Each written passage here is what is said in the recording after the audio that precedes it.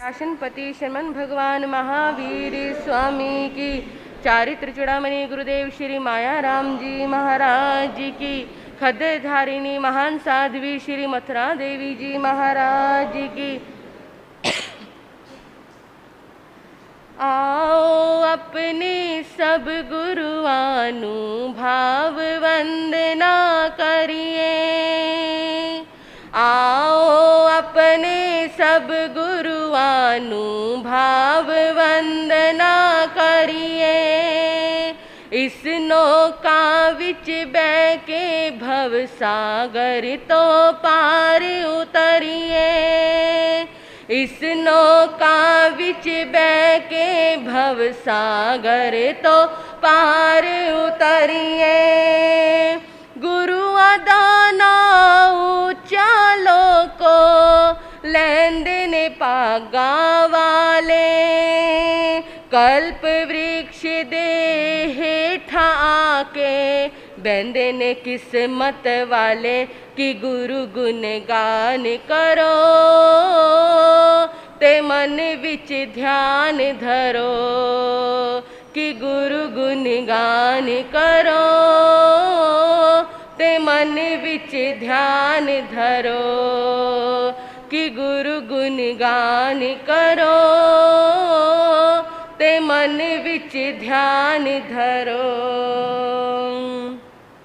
अज्ञानी जीवा तो कंडिया वाली राह छुड़ांदे, अज्ञानी जीवा तो कंडिया वाली राह छुड़ांदे।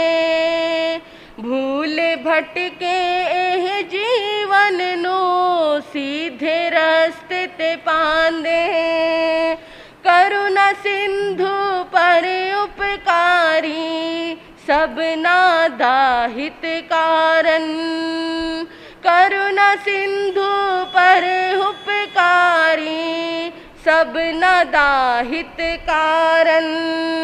स्वार्थ विच दुनिया ये मरदी, ऐना ने पर हित मरना। कि गुरु गुण गान करो ते मन विच ध्यान धरो, कि गुरु गुण गान करो ते मन विच ध्यान।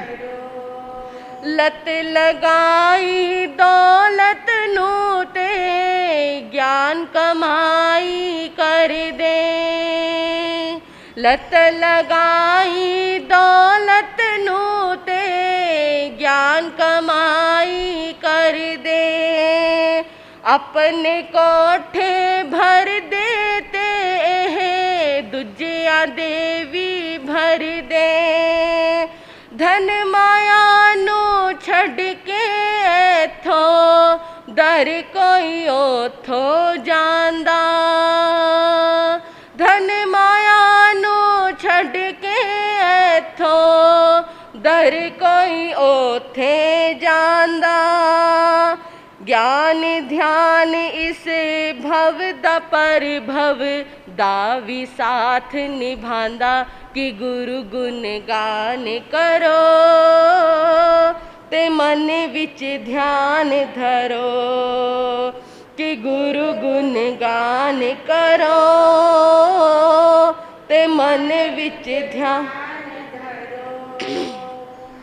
सब तो औखा विषय वासना नू है मार मुकाना, सब तो औखा विषय वासना नू है मार मुकाना।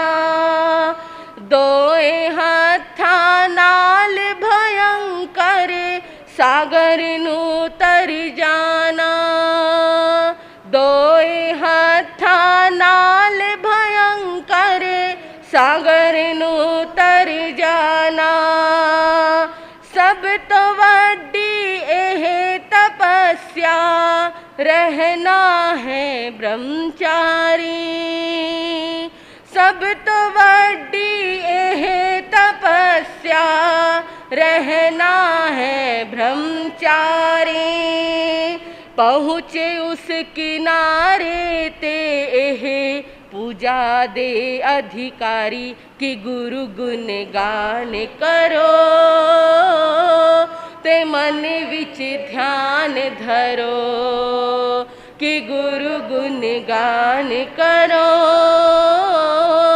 ते मन विच ध्यान आओ अपने सब गुरुआनु भाव वंदना करिए आओ अपने सब गुरुआनु भाव वंदना करिए इस नौका विच बह के भव सागर तो पार उतरिए इस नौका विच बह के भव सागर तो पार उतरिए गुरु अदाना ऊंचा लोको लैंदे ने भागा वाले गुरु अदाना ऊंचा लोको लैंदे ने भागा वाले कल्प वृक्ष दे हेठा के बंदे ने किस्मत वाले कि गुरु गुण गान करो ते मन विच ध्यान धरो कि गुरु गुण गान करो ते मन विच ध्यान धरो कि गुरु गुण गान करो ते मन विच ध्यान धरो।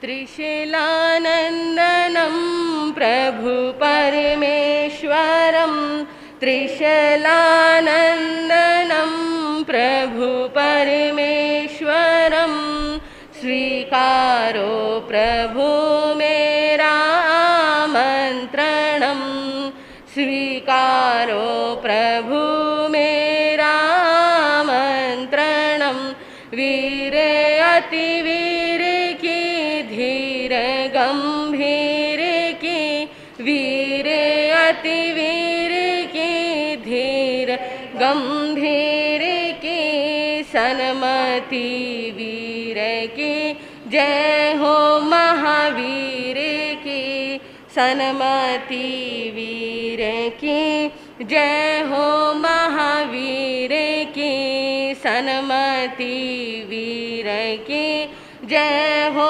महावीर की। अनंत उपकारी शासनपति शरमन भगवान महावीर स्वामी को अनंत अनंत वंदन करने के पश्चात परम पूज्य परम श्रद्धाएं मेरी आस्थाओं के सुमेरु शिखर पूज्य गुरुदेव एवं मेरे जीवन के निर्माता श्री गुरनी जी महाराज के पवित्र पावन चरण कमलों में रहकर जो कुछ भी मैं अपनी अल्प बुद्धि द्वारा ग्रहण कर रही हूँ वह आपके समक्ष कहने का प्रयास करूँगी। उपस्थित धर्म प्रेमी श्रोतागण, प्रतिदिन आप सभी भगवान महावीर स्वामी की मंगलमय कल्याणकारी स्तुति वीरथुई को श्रवण कर रहे हैं, जिसमें आप सुन रहे हैं भगवान महावीर स्वामी के उन अनंत गुणों को जिनको कहने में स्वयं आचार्य श्री सुधर्मा स्वामी भी असमर्थ हो रहे हैं। उन्होंने उन्हें उपमाओं में बांधने का प्रयास किया पर बांध नहीं पाए, क्योंकि बंधुओं बांधा किसे जाता है? जो सीमा में होता है, जो गिनती में होता है, जो संख्या में होता है, उसे बांधा जाता है, उसे नापा जाता है, उसे तोला जाता है, उसे गिना जाता है। लेकिन जो सीमातीत हो, अनंत हो, असंख्यात हो, अनगिनत हो, उसे कैसे तो मापा जाए, कैसे गिना जाए और कैसे उसे बताया जाए। आज हम चर्चा करेंगे भगवान महावीर के शासन में विचरण करने वाले उन महापुरुषों की जिनसे हमें ज्ञान मिला। आज जो हम साधु जीवन में या आप सभी श्रावक जीवन में जी रहे हैं, ये कृपा है उन गुरुओं की, ये कृपा है उन महापुरुषों की। अगर वो महापुरुष ना होते, अगर वो महापुरुष हमें ज्ञान ना देते, तो आज हम अज्ञानी होते, अनभिज्ञ होते हर उस बात से जो भगवान महावीर हमें बता गए। बंधुओं, जितना इस शासन के ऊपर भगवान महावीर के प्रथम पटधर आचार्य श्री सुधर्मा स्वामी का योगदान है, उतना ही हमारे इस श्रमण संघ के ऊपर हमारे पूज्य आचार्य गुरुदेव प्रथम पटधर श्री आत्माराम जी महाराज का योगदान है। बहुत बार सुना होगा आपने उनके विषय में, क्योंकि आप तो उन्हीं की नगरी में रहते हो सकता है यहाँ पर बैठे हुए किन्हीं भाई बहनों को उनके दर्शनों का भी लाभ प्राप्त हुआ हो, लेकिन ये लाभ हमें नहीं मिला, ये सौभाग्य हमें नहीं मिल पाया। और तो और आपको बताऊं, उनको गाने का भी सौभाग्य कभी हमें नहीं मिल पाया, लेकिन आज ये अवसर मिला कि क्यों ना अपने आचार्य भगवंतों का गुणगान किया जाए, जिनके शासन में, जिनके संग में हम विचरण कर रहे हैं। अपने उन आचार्य भगवंतों की कृपा का अनुभव किया जाए। और वास्तव में जब मैंने उन्हें पढ़ा, अभी तक मैं अपनी गुरनी जी महाराज से सुना करती थी आचार्य श्री आत्माराम जी महाराज साहब के बारे में, सुनते सुनते सुनाते सुनाते गुरनी जी महाराज भावुक हो जाते थे। कहते थे वो जीवन, वो तो एक अलग ही जीवन था, चेहरे पर एक अलग नूर था, संयम की एक अलग मर्यादा थी, जीवन में एक अलग तेज था संयम का। इतना ही नहीं, ज्ञान के भंडार थे, इतना ज्ञान कि उन्हें समस्त समाज चलती फिरती लाइब्रेरी कहा करता था। इतना ज्ञान, कोई आगम, कोई शास्त्र, कोई वेद, कोई पुराण, कोई उपनिषद, कोई कुरान, कोई ऐसी धर्म ग्रंथ, कोई ऐसी पुस्तक, कोई ऐसी भाषा हो जिन्हें उन्होंने ना छुआ हो। छुआ ही नहीं, अधिकार था उनका उस विषय पर।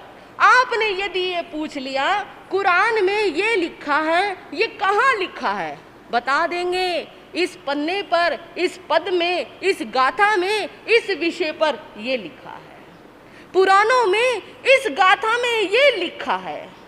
क्या विद्वता रही होगी, हम तो कल्पना भी नहीं कर सकते। किताब उठाने के बाद कितना भी रट्टा लगा लो, 100 दिन के बाद यदि उस किताब को ना दोहराया जाए, ये भी पता नहीं रहता इस किताब में लिखा क्या था।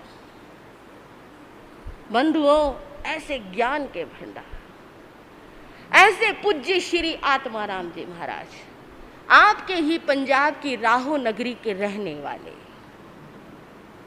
देखो, हीरा कब किस खादान में उत्पन्न हो जाए कुछ नहीं पता चलता, लेकिन हीरा चाहे मिट्टी में पैदा होता हो, चाहे किसी खादान में पैदा होता हो, कहीं किसी भी भूमि में पैदा होता हो, चाहे वो देश विदेश में, गांव नगर शहर में, कहीं पर भी पैदा हो, कहीं पर भी प्राप्त हो, हीरा हीरा ही कहलाता है।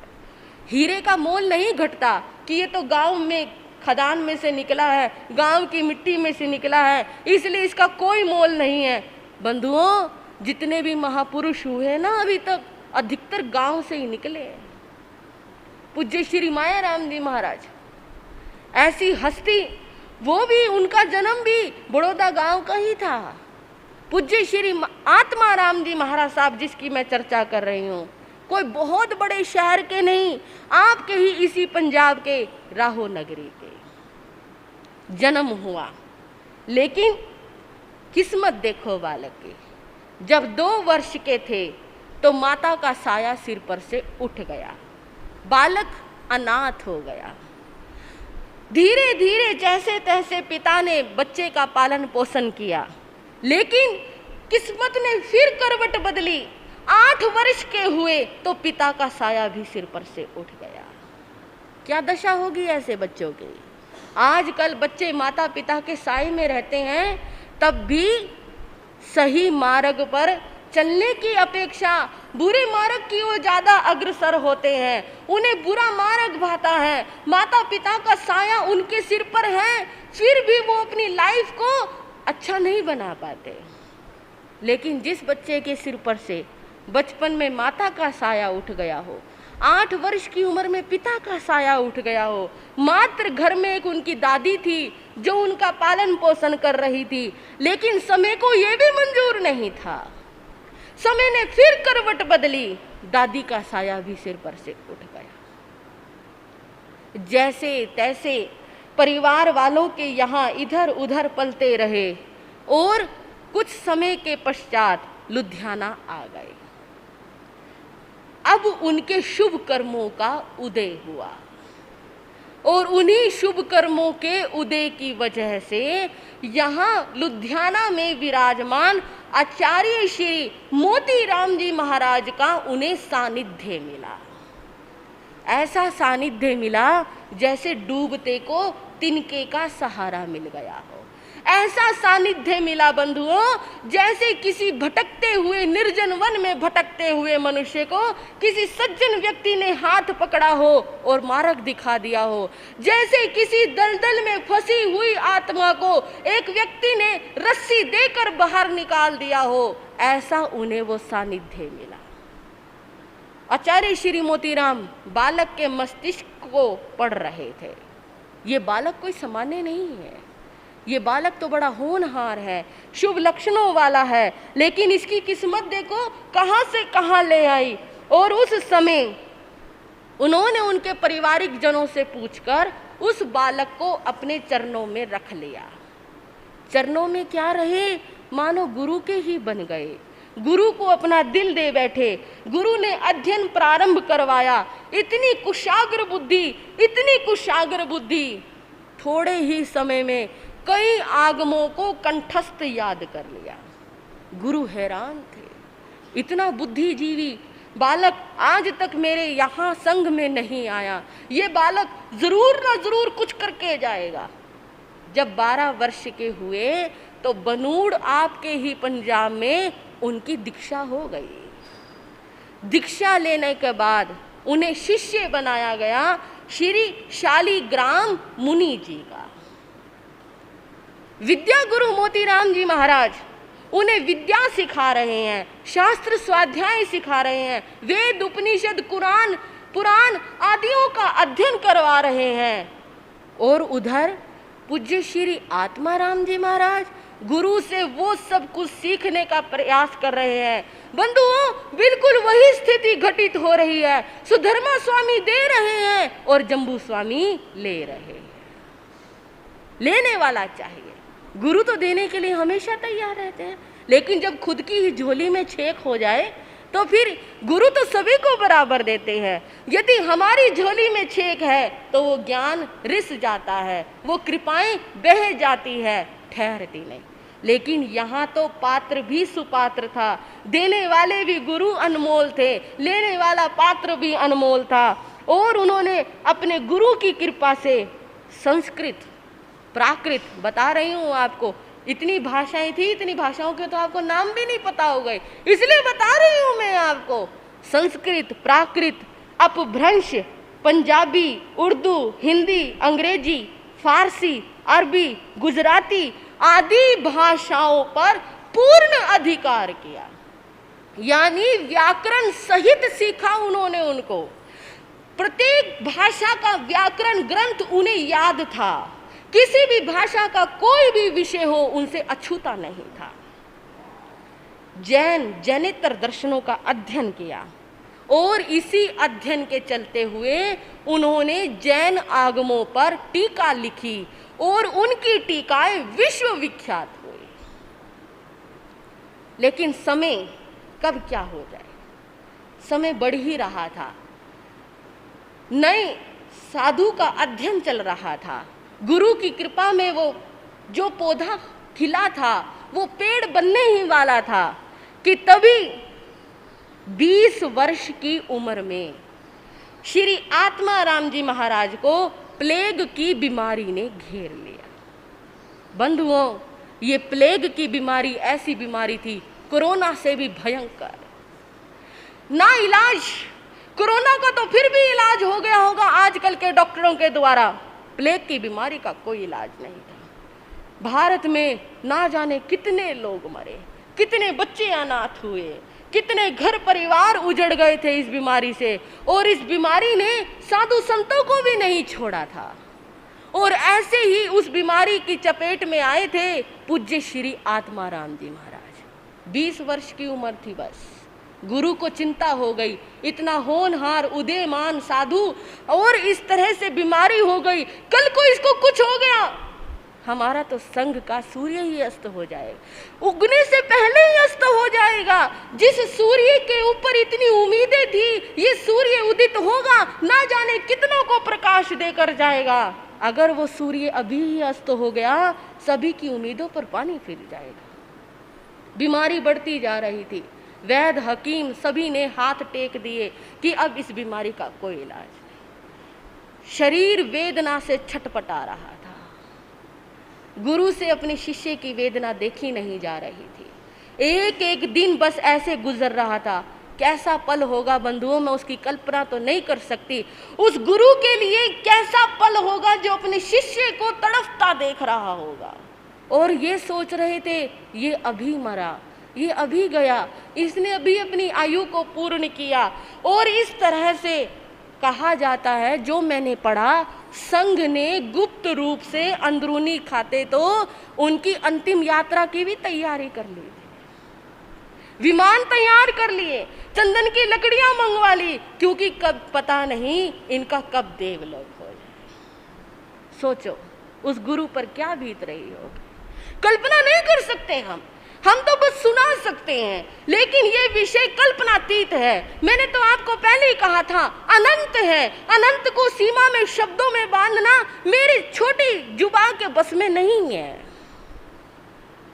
बंधुओं, उस समय एक हकीम हुआ करते थे, अल्लार खां। उनके द्वारा इलाज चल रहा था उनका। वो दवाई देते थे, लेकिन उनकी हर दवाई का कोई भी असर मुनिराज पर नहीं हो रहा था।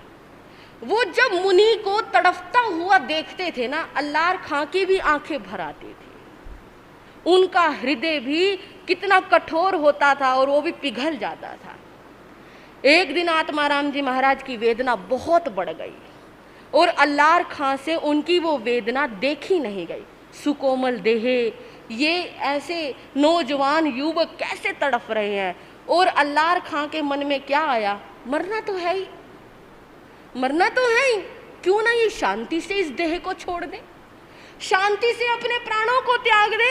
इनकी ये तड़फन मेरे से देखी नहीं जाती। और उन्होंने जो दवाई दी, उस पुड़िया में जहर मिला दी, ताकि इनकी जो वेदना है वो खत्म हो जाए और ये शीघ्र ही मृत्यु को प्राप्त हो जाए। बंधुओं, जब उनको पुड़िया दी कि दवाई ले लो, आत्माराम जी महाराज ने दवाई ली, लेकिन कभी कभी मन की भावनाएं ऐसी होती हैं, ऐसी मन की भावनाएं होती हैं कि जहर भी कैसे अमृत बन जाता है। और क्या हुआ, उन्हें दवाई लेते ही उल्टी दस्त शुरू हो गए। जैसे उल्टी दस्त शुरू हुए, शरीर में जितना भी इन्फेक्शन था, जितने भी प्लेग की बीमारी के कीटाणु थे, सारे उल्टी दस्त के माध्यम से निकल गए और कुछ ही घंटों में श्री आत्माराम जी महाराज स्वस्थ हो गए। देखो क्या चमत्कार, किस भावना से दवाई दी गई और किस भावों के द्वारा वो शीघ्र स्वस्थ हुए। ये था गुरु का प्रताप कहूं, गुरुओं का आशीर्वाद कहूं, या दुआओं का असर कहूं। स्वस्थ हो गए। समाज में जो शोक की लहर छाई हुई थी, फिर से खुशियां की खुशियां छा गई। और बंधुओं, उनके फिर पुण्यों का उदय हुआ, वो जहर भी अमृत बन गया। बड़ी सुंदर सुंदर घटनाएं हैं उनके जीवन की, एक नहीं अनेक है। सुनाने लगूं तो खत्म ही नहीं होगी। एक दिन में तो उनका जीवन समाप्त होने वाला है ही नहीं। बंधुओं, ये तो मैंने आपको बताया उनके जीवन के कर्म उदय का प्रभाव, जिस परिचय को उन्होंने सहन किया। अब मैं आपको एक और बात बताती हूँ। क्या ये सुंदरता भी परिचय है? हाँ जी, क्या सुंदरता परिचय है? क्या किसी व्यक्ति का सुंदर होना उसके लिए परिचय बन जाए? क्या आप मानते हो इस बात को? क्या सुंदर होना एक अभिशाप है? हाँ जी, कौन कौन इस बात का समर्थन करता है? अगर सुंदर होना अभिशाप है तो व्यक्ति कभी जिंदगी में सुंदरता नहीं मांगेगा। लेकिन पूज्य श्री आत्माराम जी महाराज अपने युग के बहुत सुंदर मुनि थे। उभरता यौवन था और अनुपम उनका सौंदर्य उनके लिए अभिशाप बनता जा रहा था। वो कैसे? जब वो 25 वर्ष के हुए। एक बार रोपड़ में उनका चतुर्मास, वहां पर एक ईसाई पादरी था, जो क्रिश्चियन संप्रदाय के होते हैं पादरी साहब। वो पूज्य श्री आत्माराम जी महाराज के पास आते जाते रहते थे और वो आत्माराम जी महाराज के सौंदर्य पर मुग्ध हो गए। ऊंचा ललाट, अनुपम सौंदर्य, मधुर वाणी, मुग्ध हो गए। और एक दिन वो बैठे उनके पास, कहने लगे, मुनिराज, मैं एक निवेदन करना चाहता हूँ। कहिए। मेरी 4 लड़कियां हैं, चारों ही स्वर्ग की अप्सराओं के समान सुंदर है। फिर आप नवयुवक हो, नौजवान हो, इतने सुंदर हो, आपके समान सुंदर भला और कौन होगा? और मैं तो ये सोच रहा हूं, आप जिस भी लड़की पर हाथ रख दोगे उसी कन्या का विवाह मैं आपके साथ कर दूंगा। मुनिराज, बस मेरी ये विनती स्वीकार कर लो।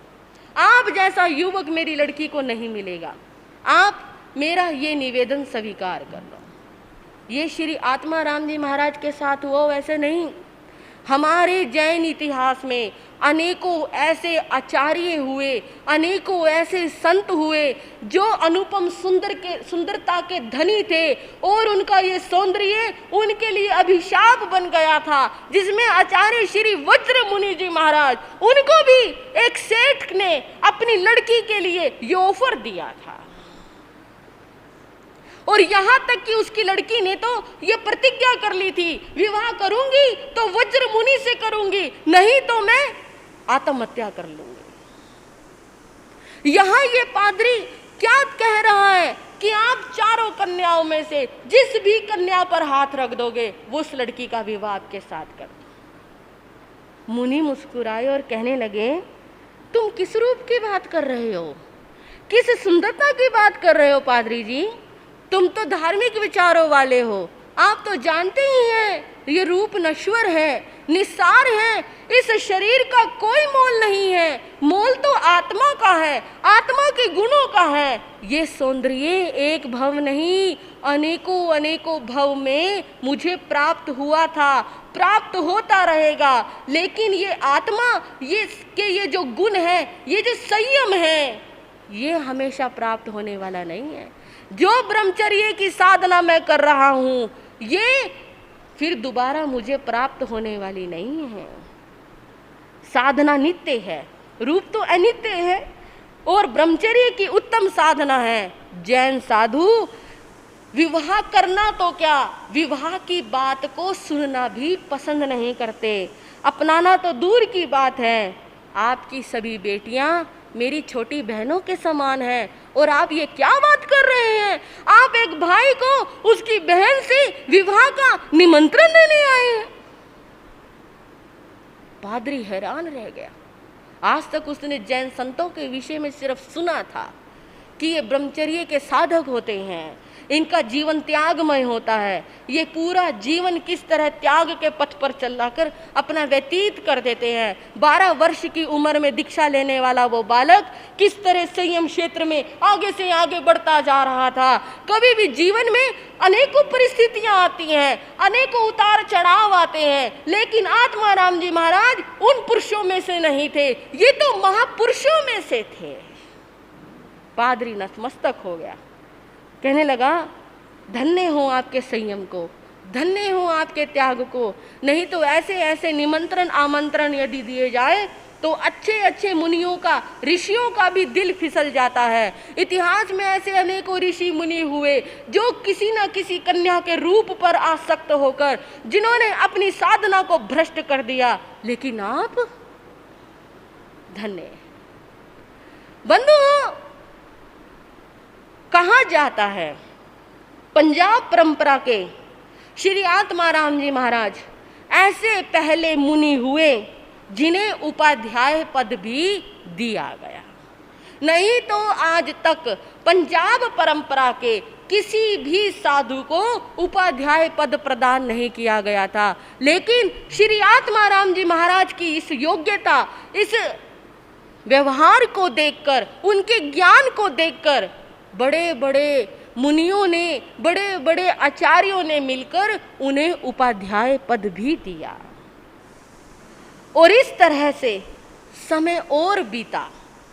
3 जून 1945 को अंबाला में जब आचार्य श्री काशीराम जी महाराज साहब का देवलोक हो गया था, तो उस समय श्री आत्माराम जी महाराज को आचार्य पद प्रदान किया गया।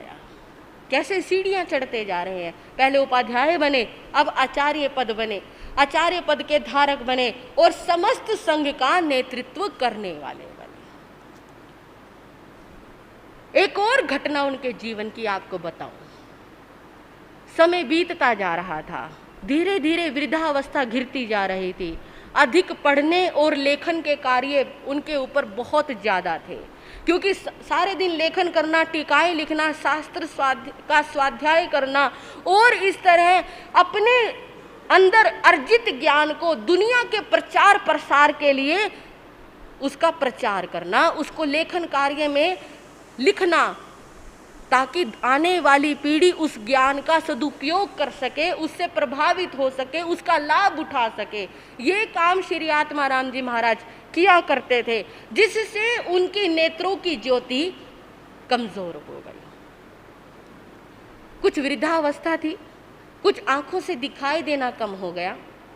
एक बार ना देखने के कारण वो सीढ़ियों से जा रहे थे, सीढ़ियों की प्रथम सीढ़ी उन्हें दिखाई नहीं दी और ऊपर से नीचे गिर गए। जंघा की हड्डी टूट गई। कनाडा का एक डॉक्टर था, बड़ा प्रसिद्ध डॉक्टर था, डॉक्टर वर्जन, उन्हें बुलाया गया।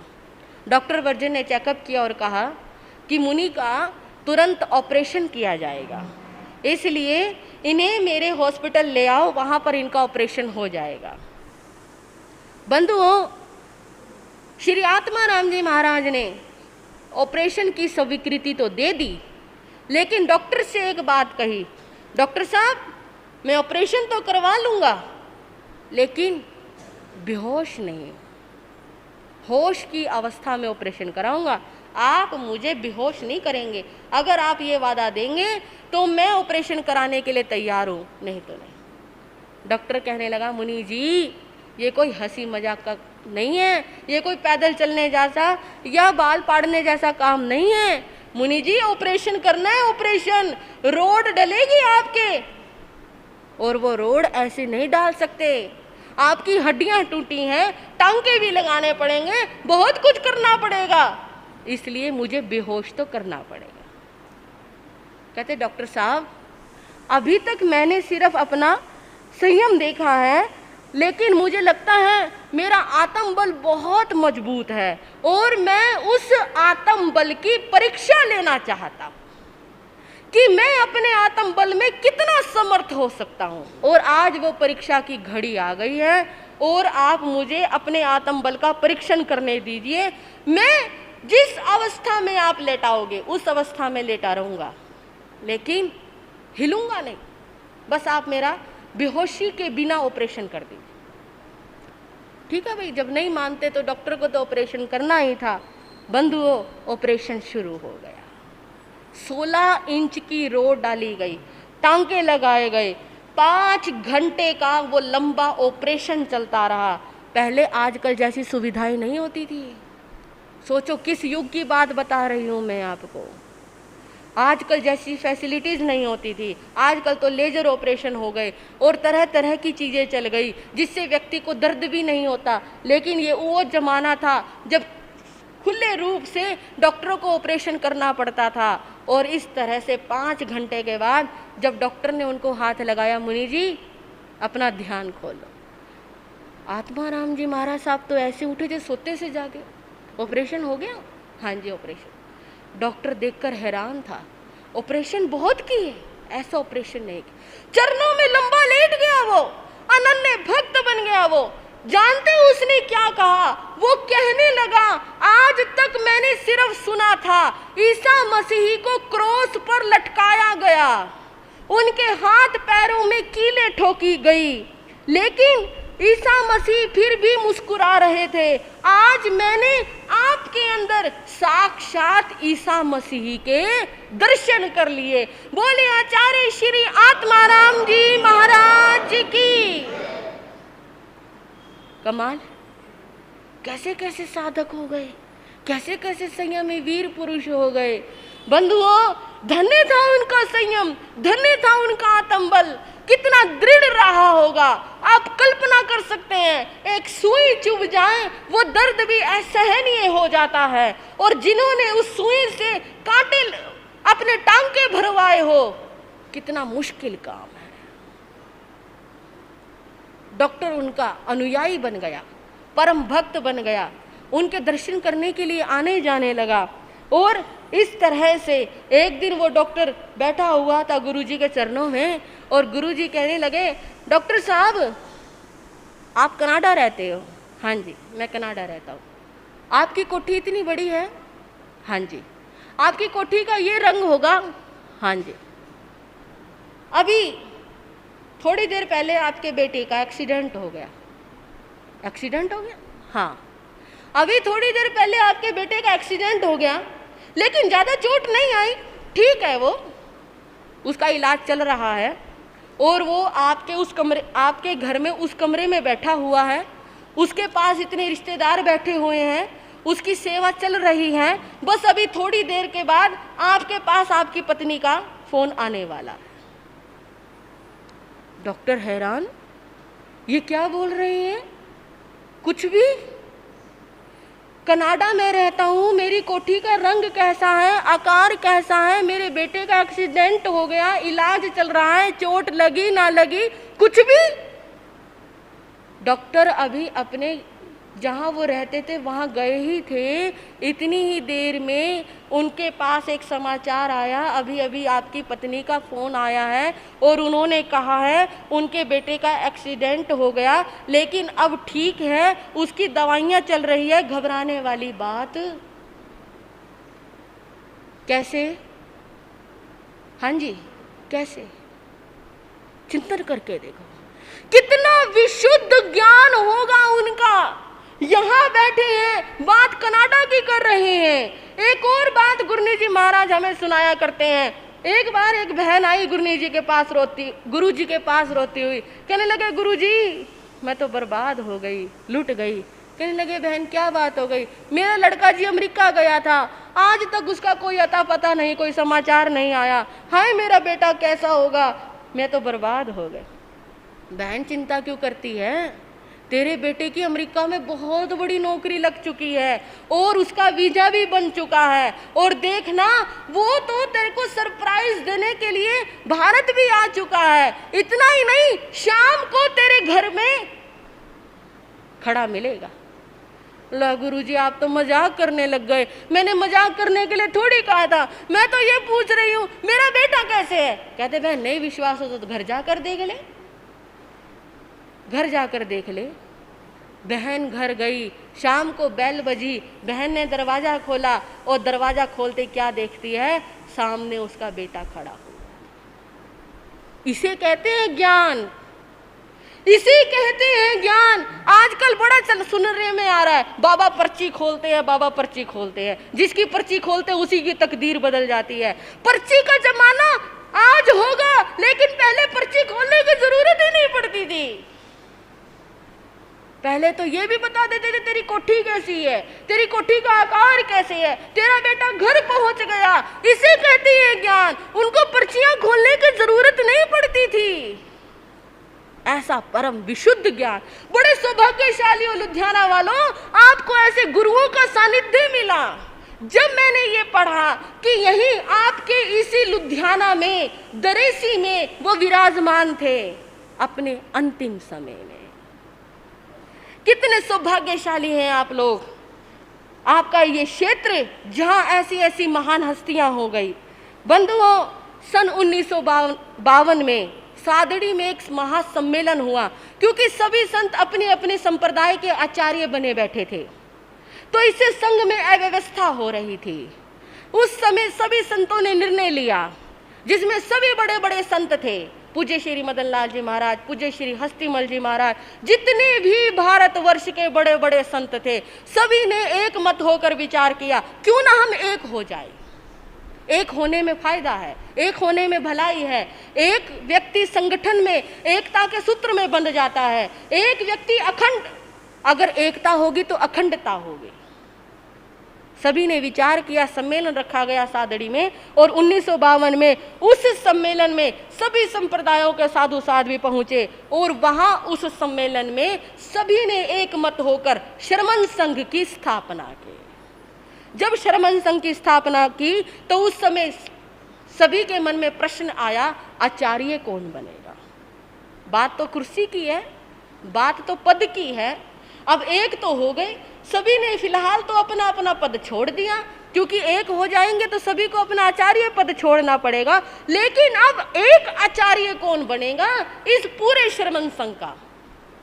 उस समय सभी ने निर्णय किया कि आत्माराम जी महाराज जैसा होनहार, तेजस्वी, ओजस्वी, ज्ञानी, विख्याता इस संत इस भारत में और कोई नहीं है। इसलिए इस श्रमण संघ का पहला आचार्य श्री आत्माराम जी महाराज को बनाया जाए। सह सम्मान सबके निर्णय से पूज्य श्री आत्माराम जी महाराज को उस समय श्रमण संघ का पहला आचार्य नियुक्त किया गया। आप जो देखते हैं प्रथम पटधर, वो प्रथम पटधर इसलिए देखते हैं, श्रमण संघ की स्थापना के बाद जो प्रथम पटधर हुए हमारे श्री आत्माराम जी महाराज। बंधुओं, कहते उस समय पंजाब परंपरा में जितनी भी परंपरा थी सभी अपने अपने संघ के आचार्य थे, लेकिन जब श्रमण संघ बना तो उसमें सिर्फ एक ही आचार्य घोषित हुए, श्री आत्माराम जी महाराज। 9 वर्षों तक उन्होंने श्रमण संघ का संचालन किया, और फिर एक माह और गुजरा उनकी जिंदगी में। 1961 में उन्हें कैंसर का महारोग हो गया, और उस महारोग को वो ज़्यादा दिनों तक झेल नहीं पाए। संघ और समाज में शोक था इस बात का कि गुरुदेव को कैसा महारोग हो गया, और वो उन्हें स्वस्थ कराने में असमर्थ हो रहे थे। सारा संघ विचलित हो गया। तो उस समय सभी को समझाते हुए गुरुदेव कहने लगे, सड़ना गलना तो देह का धर्म है, पुद्गल का स्वभाव है, सड़न गलन विध्वंस गुण है उसका। ये शरीर तो पुद्गल के समान है। ये शरीर जो आज जन्म लेता है कल को वो मरता भी है। ये शरीर का स्वभाव है। आत्मा अजर अमर है। मुझे इस देह से कोई लगाव नहीं है। सभी को ये शरीर छोड़कर जाना है, लेकिन मैंने इस शरीर का जितना भी सार तत्व था सारा निकाल लिया। आपने गाड़ी ली, और उस गाड़ी को आपने बहुत महंगी गाड़ी ली, 10, 20, 50 लाख की गाड़ी ली, और आपने कई सालों तक उसे खूब चलाया। आखिर में वो गाड़ी कंडम हो गई, चलने में असमर्थ हो गई। तो उस समय आपके मन में शोक आएगा, दुख आएगा। आप क्या सोचोगे, मैंने इस गाड़ी को जितने में खरीदा था उससे ज़्यादा इससे काम ले लिया, इसलिए अगर ये गाड़ी खराब होती है तो हो जाए, ये साधक सोचता है। जिसने इस शरीर का सदुपयोग कर लिया वो यही सोचता है कि अब इस शरीर से जितना भी सार तत्व था निकाल लिया, अब तो ये निस्सार है, अनित्य है, तो इसके लिए मैं दुखी क्यों हूँ। और कहा जाता है 30 जनवरी को उस महामुनिराज ने संथारा ग्रहण किया और उस समय बंधुओं संथारा ग्रहण करके जब उन्होंने संथारा किया उस समय इस लुधियाना में 71 मुनि और 40 साध्वियां विराजमान थी। 30 जनवरी 1962 को रात्रि के 2:30 बजे पूर्ण समाधि में वो महापुरुष अपनी अंतिम यात्रा को पूरी करके इस नश्वर देह का त्याग कर जाते हैं। इस तरह एक ज्ञान का सूर्य हमेशा हमेशा के लिए अस्त हो जाता है। सारा संग शोकाकुल हो गया, सारे संग में बंधुओं शोक की लहर फैल गई कि ये क्या हुआ, कैसे हुआ। और भारत भर में जब रेडियो के द्वारा ये प्रचार प्रसार हुआ कि ऐसे ऐसे पूज्य श्री आत्माराम जी महाराज का देवलोक गमन हो गया, तो सारा भारत हैरान था, सारा भारत शोकाकुल था। और यहाँ तक भी पढ़ने में आया कि संपूर्ण जैन समाज ने उस दिन अपनी दुकानें नहीं खोली थी, अपने व्यापार बंद कर दिए। संपूर्ण जैन समाज ने जिस दिन उनका देवलोक हुआ। इतना ही नहीं, और बताऊं आपको, इतना ही नहीं, जो जो मुसलमान भाई बहन आचार्य श्री आत्माराम जी महाराज साहब से प्रेरित थे, उन्होंने अपने बुच्चड़ खाने, अपने कत्ल खाने बंद कर दिए। कितनी बड़ी बात है, क्या हस्ती रही होंगे श्री आत्माराम जी महाराज, कल्पनातीत है, कल्पना नहीं कर सकते। और ऐसे इस लुधियाना के दरेसी मैदान में हजारों लोगों के बीच उनकी पार्थिव देह का संस्कार किया गया। बंधुओं, उनकी पार्थिव देह तो भले ही विनष्ट हो गई, लेकिन आचार्य श्री आत्माराम जी महाराज आज भी हम सभी का नेतृत्व कर रहे हैं, आज भी हम सभी को ज्ञान दे रहे हैं, आज भी हम सभी को संयम का मार्ग दिखा रहे हैं। कैसे? जो उन्होंने आगम लिखे, जो उन्होंने आगमों पर टीकाएं लिखी, आज भी वो आगम नए साधु साध्वियों के लिए उपहार रूप में सिद्ध हो रहे हैं। और उन्होंने जो लिख दिया उसकी कोई काट नहीं कर पाया, उसकी कोई बराबरी नहीं कर पाया। आज जितने भी नवदीक्षित साधु साध्वी हैं वो आगमों का ज्ञान उन्हीं शास्त्रों से प्राप्त करते हैं, क्योंकि उन्होंने जो लिखा नए साधु साध्वियों के लिए वो बड़ा ही उपयोगी सिद्ध हो रहा है। इस प्रकार कहा जाता है आचार्य श्री सुधर्मा स्वामी जी महाराज के 91वें पटधर 91 पटधर आचार्य श्री आत्माराम जी महाराज हुए, जिनके नेतृत्व में इस श्रमण संघ ने चारों तरफ विकास ही विकास किया। और आज इस श्रमण संघ में कितने साधु साध्वी ऐसे विद्वान हैं, एक से बढ़कर एक से बढ़कर एक, जिन्हें मैं देख सकती हूँ, जिन्हें मैं सुन सकती हूँ। वो है हमारे उपाध्याय पूज्य श्री जितेंद्र मुनि जी महाराज। वो भी कैसे 32 आगमों के ज्ञाता है, ऐसे पढ़ाते हैं, क्या उनका ज्ञान है। ऐसी ऐसी हस्तियां आज भी हमारे श्रमण संघ में मौजूद है। और मैं ये कहूँ कि ये पूज्य श्री आत्माराम जी महाराज की ही देन है, उन्हीं के ज्ञान की देन है। पूज्य श्री आत्माराम जी महाराज साहब जैसा आचार्य शायद ही श्रवण संघ में दोबारा कोई हुआ होगा। ऐसे उन महापुरुषों के चरणों में मैं अनंत अनंत वंदन करती हूँ और मैं गौरव महसूस करती हूँ कि मुझे आज उन महापुरुषों को गाने का, सुनाने का लाभ मिला।